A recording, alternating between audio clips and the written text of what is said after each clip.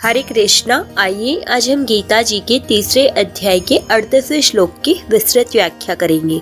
धूमेनाव्रियते वह्निर् यथादर्शो मलेन च यथोल्बेनावृतो गर्भस् तथा तेनेदमावृतम्। अर्थात जैसे धुएं से अग्नि और मैल से दर्पण ढका जाता है तथा जैसे जेड़ से गर्भ ढका रहता है, ऐसे ही उस कामना के द्वारा यह ज्ञान अर्थात विवेक ढका हुआ है। व्याख्या है, धूमेनाव्रियते वह्निर् अर्थात जैसे धुएं से अग्नि ढकी रहती है, ऐसे ही कामना से मनुष्य का विवेक ढका रहता है अर्थात स्पष्ट प्रतीत नहीं होता। विवेक बुद्धि में प्रकट होता है। बुद्धि 3 प्रकार की होती है, सात्विक, राजसी और तामसी। सात्विक की बुद्धि में कर्तव्य अकर्तव्य का ठीक ठीक ज्ञान होता है। राजसी बुद्धि में अकर्तव्य कर्तव्य का ठीक ठीक ज्ञान नहीं होता और तामसी बुद्धि में सब वस्तुओं का विपरीत ज्ञान होता है।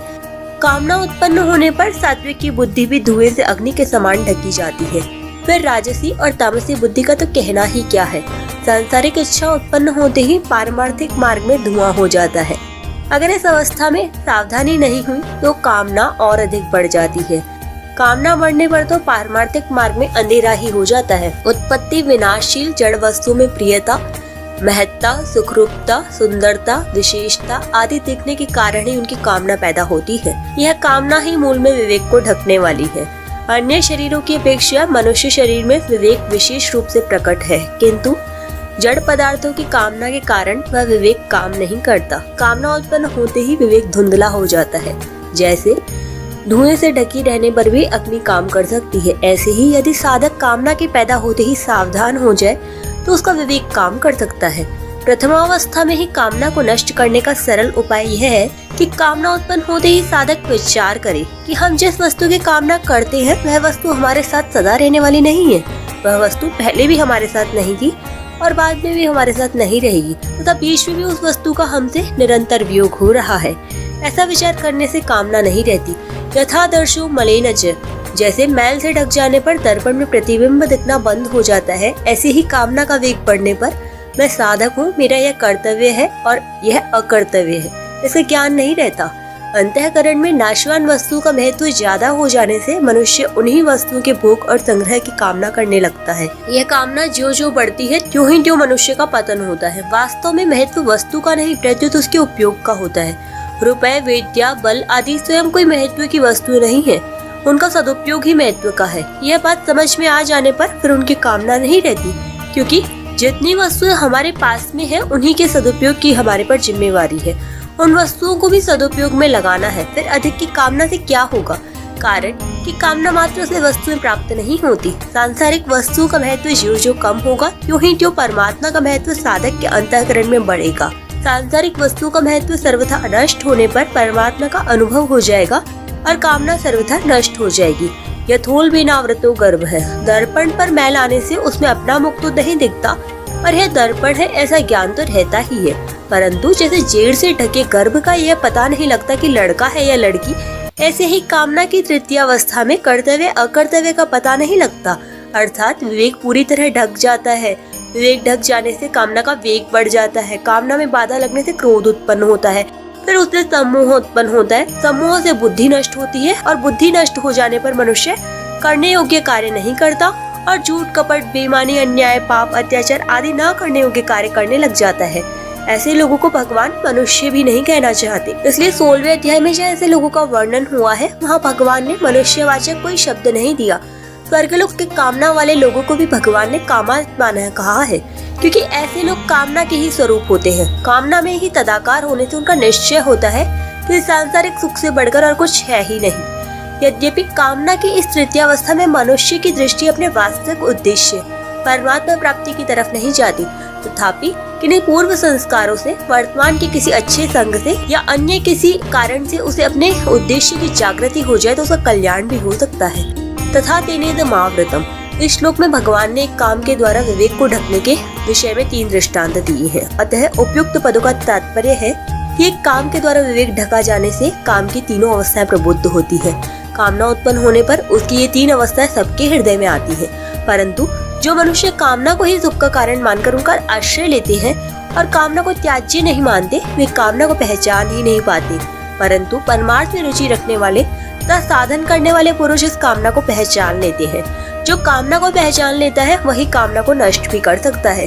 भगवान ने श्लोक में कामना की 3 अवस्थाओं का वर्णन उसका नाश करने के उद्देश्य से ही किया है, जिसकी आज्ञा इन्होंने आगे 41वें और 43वें श्लोक में दी है। वास्तव में कामना उत्पन्न होने के बाद उसके बढ़ने का क्रम इतनी तेजी से होता है कि उसके उपयोग 3 अवस्थाओं को कहने में तो देर लगती है, पर कामना के बढ़ने में कोई देर नहीं लगती। कामना बढ़ने पर तो अनर्थ परंपरा ही चल पड़ती है। संपूर्ण पाप, संताप, दुख आदि कामना के कारण ही होते हैं। अतः मनुष्य को चाहिए कि वह अपने विवेक को जागृत रखकर कामना को उत्पन्न ही न होने दे। यदि कामना उत्पन्न हो जाए तो भी उसे प्रथम या द्वितीय अवस्था में ही नष्ट कर दे, उसे तृतीय अवस्था में तो कभी आने ही ना दे। यहाँ विशेष बात यह है कि धुआं दिखाई देने से सिद्ध हो जाता है कि वहाँ अग्नि है, क्योंकि अगर वहाँ अग्नि नहीं होती तो धुआं कहाँ से आता। अतः जिस प्रकार धुएं से ढकी होने पर भी अग्नि के होने का ज्ञान, मैल से ढका होने पर भी दर्पण होने का ज्ञान और चीड़ से ढका होने पर भी गर्भ होने का ज्ञान सभी में रहता है, उसी प्रकार काम से ढका होने पर भी विवेक का ज्ञान सभी में रहता है, पर कामना के कारण वह उपयोग में नहीं आता। शास्त्रों के अनुसार परमात्मा की प्राप्ति में 3 दोष बाधक है, मल, विक्षेप और आवरण। ये दोष असत संसार के संबंध से उत्पन्न होते हैं। असत का संबंध कामना से होता है, अतः मूल दोष कामना ही है। कामना का सर्वथा नाश होते ही असत से संबंध विच्छेद हो जाता है। असत से संबंध विच्छेद होते ही संपूर्ण दोष मिट जाते हैं और विवेक प्रकट हो जाता है। परमात्मा प्राप्ति में मुख्य बाधा है सांसारिक पदार्थों को नाशवान मानते हुए उन्हें महत्व देना। जब तक अंतःकरण में नाशवान पदार्थों का महत्व है और वे सत्य, सुंदर और सुखद प्रतीत होते हैं, तभी तक मल, विक्षेप और आवरण ये तीनों दोष रहते हैं। इन तीनों में भी मल दोष को अधिक बाधक माना जाता है। मल दोष पाप का मुख्य कारण कामना ही है, क्योंकि कामना से ही सब पाप होते हैं। जिस समय साधक ये दृढ़ निश्चय कर लेता है कि मैं पाप नहीं करूंगा, उसी समय सब दोषों की जड़ कट जाती है और मल दोष मिटने लग जाता है।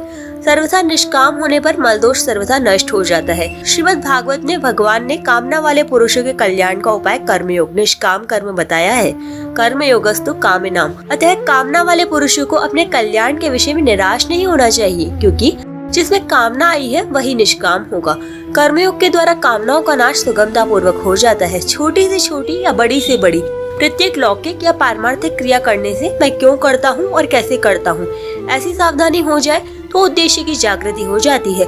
निरंतर उद्देश्य पर दृष्टि रहने से अशुभ कर्म तो होते नहीं और शुभ कर्मों को भी आसक्ति तथा फलेच्छा का त्याग करके करने पर निष्कामता का अनुभव हो जाता है और मनुष्य का कल्याण हो जाता है। यहाँ परिशिष्ट भाव यह है कि परमात्मा तत्व की प्राप्ति में कामना ही खास बाधक है। जैसे पानी से भरा हुआ घड़ा है और उसमें हमें 2 काम करने हैं, उसको खाली करना है और उसमें आकाश भरना है, परंतु वास्तव में हमें 2 काम नहीं करने हैं, प्रत्युत एक ही काम करना है, घड़े को खाली करना। घड़े में से पानी निकाल दे तो आकाश अपने आप भर जाएगा। ऐसे ही कामना का त्याग करना और परमात्मा को प्राप्त करना ये 2 काम नहीं है। कामना का त्याग कर दे तो परमात्मा की प्राप्ति अपने आप हो जाएगी। केवल कामना के कारण ही परमात्मा अप्राप्त दिख रहे हैं। 39वें श्लोक की व्याख्या हम कल करेंगे। हरे कृष्णा, राधे राधे।